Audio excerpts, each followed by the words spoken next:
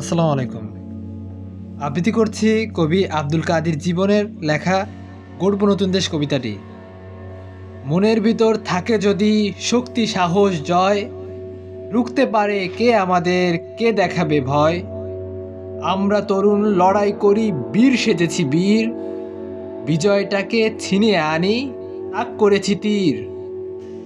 নতুন করে দেশটা আমার চাই সাজাতে চাই, আমরা তরুণ এক হয়েছি, ভয় বাধা আর নাই। শপথ করি সবাই মিলে গড়ব নতুন দেশ, সবাই পাবে নতুন করে নতুন পরিবেশ। ধন্যবাদ।